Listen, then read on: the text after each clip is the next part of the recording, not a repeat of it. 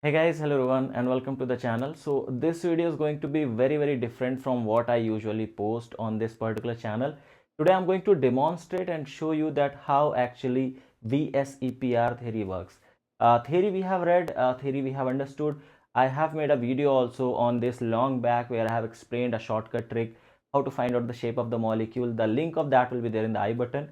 You can click there and watch if you want the shortcut, but this video is going to build up a concept in your mind that how actually this happens and what actually this VSEPR is. So as the name suggests, I guess you all know about it. This is valence shell electron pair repulsion theory. Now this theory says that there is continuous kind of repulsion between the bond pair electrons and the lone pair of electrons. Now what I'm going to do in this particular video, I'm going to show you that how actually it happens, okay? How actually you can visualize this with the help of balloons. So if you have some sibling, or if somebody is there who is studying in class 9, 10th, 11th, 12th, or at any stage of his studies, and if he is interested in knowing about atoms and molecules, also if you are interested in understanding this, you can stick to this video and watch this video completely to understand how this VSEPR theory looks in action.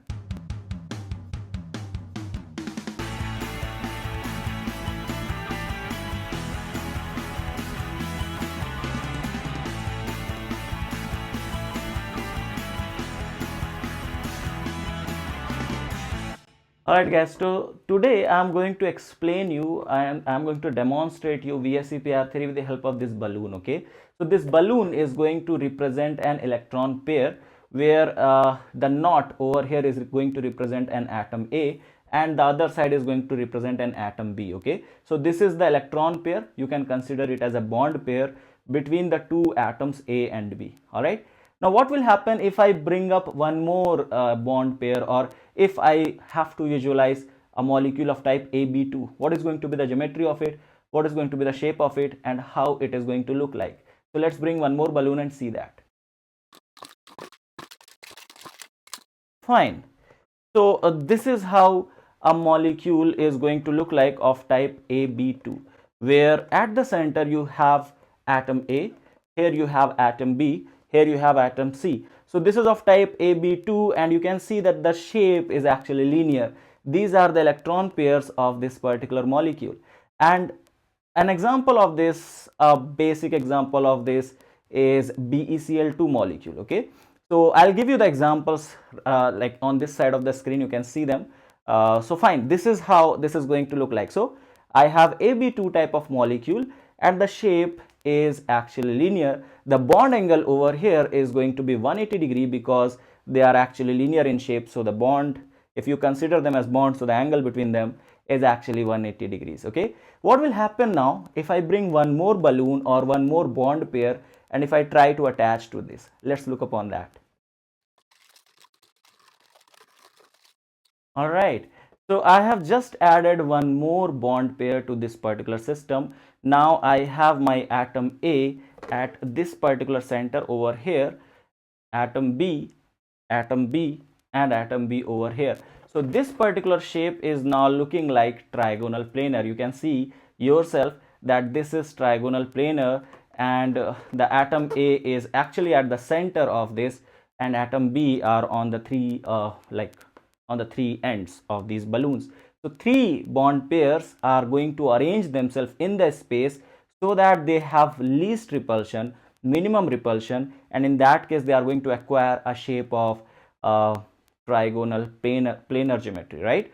Now what is going to be the bond angle over here? Okay, whenever I ask this question, the answer which I usually get is 60 degrees, but what you have to understand is this is complete circle, okay? This is a circle. You have to look upon the angle in between them. So how many angles it is going to get divided into? 1, 2 and 3, and you know the complete circle is actually having 360 degrees. Divide 360 by 3 and you will get angle as 120. So the angle at the center is actually 120 degrees. So the angle in the trigonal planar geometry is 120 degrees. Example of these type of molecules are BCl3, you have a BF3. So all these are examples of trigonal planar geometry, okay? So here I have taken a B3 type of molecule. Now what is going to happen if I bring one more bond pair to this, and if I try to make AB4 type of arrangement. Okay, so let's look upon that as well.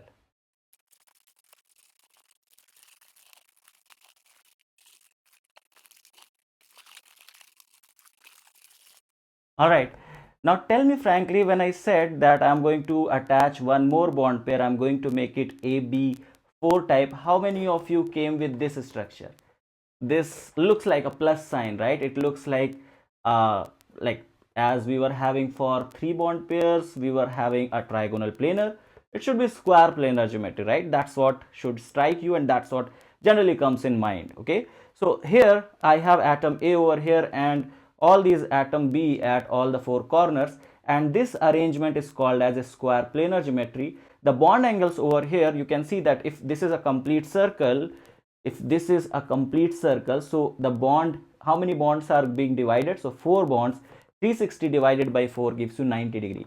So the angle between each bond pair over here is a 90 degrees. Okay, so if you divide 360 by 4, it gives you 90. So yeah, each angle is 90 degrees.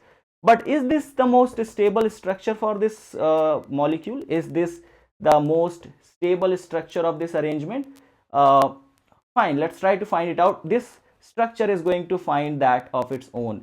Now we know that there in the space the molecules collide with each other, there is a collision, there are apart from your molecular collision, there is also it is going to collide with the vessel in the wall of the vessel in which it is going to be kept. So let's expose this molecule to collision. Okay, let's collide this molecule and let's try to see that what is the most stable arrangement this is going to come into. So fine, see, after collision it has minimized its energy and tried to form the most stable structure which it could have found. Now this arrangement over here is called as tetrahedral structure. So for AB4 type of arrangement, the square planar is not the most stable arrangement. Okay, the most stable arrangement is tetrahedral kind of arrangement. Now you can see that the atom A is there in the center over here, whereas all these atom B are on the vertices of all these balloons. Okay, now the bond angle over here actually is not going to be it's not going to be 90 degrees, because now it's not going to be a circle, right? The bond angles over here are little more than 90 degree and less than 180 degrees, because obviously these are not straight lines, like they are not lying on the straight line. So the bond angle over here is 109.5 degrees, and the name of this particular arrangement is called as tetrahedral. Examples are methane molecule. Any AB4 type of molecule which does not have any lone pair, you can consider it as an example of this particular tetrahedral arrangement. Now this, I have not done anything to the shape. I have taken a square planar, I have just exposed it to collisions, and after collision it automatically or it itself actually tried to cause the least of repulsion. In order to cause least of repulsion, it tries to form its own structure as tetrahedral. So what does that mean? What does it tells us? It tells us that this tetrahedral arrangement is actually more stable arrangement for AB4 type of molecule. All right, so and what one more thing we can interpret is VSEPR theory actually works over here. It's just the repulsion between these electron pair which has caused to form this particular arrangement. We have not done anything, just the repulsion between the electron pairs, and that's what has been done. All right, so that's the beauty of VSEPR theory, and that's VSEPR theory in action. Now we can we add one more bond pair to this, or can we add one more balloon to this? Yes, obviously we can do that, and we can have a more stable arrangement of this particular structure that I can do, and I will show you now.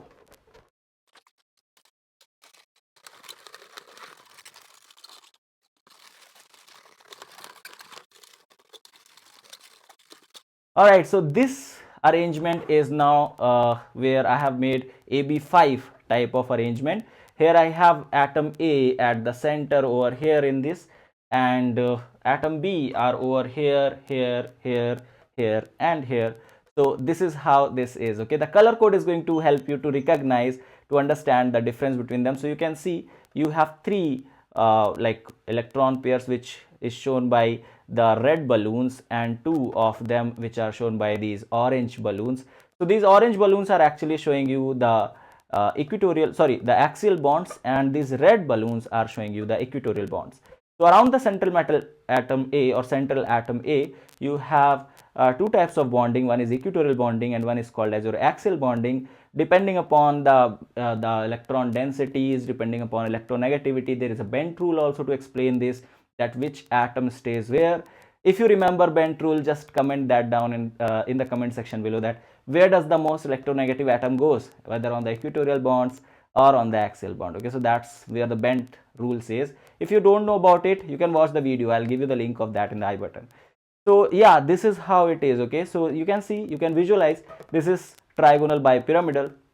The angles over here between the axial bonds and the equatorial bonds is actually 90 degrees, whereas the bond between two equatorial bond is 120 degrees. So it's nothing but just like a trigonal planar geometry, having two more electron pairs above and below, which is showing you the axial bonds. Okay, so this is trigonal bipyramidal. I hope this you guys understood. Okay, it took a lot of time for me to make this, but fine, this is what it is. And if you just try to expose it to how many repulsion, it doesn't matter, it is going to stay in the same shape, because this is the shape where it experiences least repulsion. Okay, so this is your trigonal bipyramidal. Can we have AB6? Yes, we do have. Okay, and I'll try to show you that how AB6 can be made.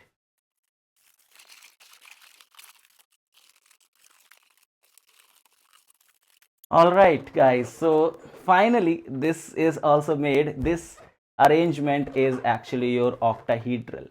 Now fine, this is how it looks like. Okay, I have introduced this green balloon just because I was running out of the balloons. Fine, so yeah, this is how the octahedral structure looks like. You can see you have this in the front, then you have 1 2 3 and 4 over here, and one balloon is backside, which you can see right now. Okay, like this. So we generally make octahedral like this only, right? Or two like on the axial and these on the equatorial kind of thing, but actually all the bonds are same, all the bond angles are same. The octahedral arrangement is well symmetrical arrangement. It's all the bonds are same.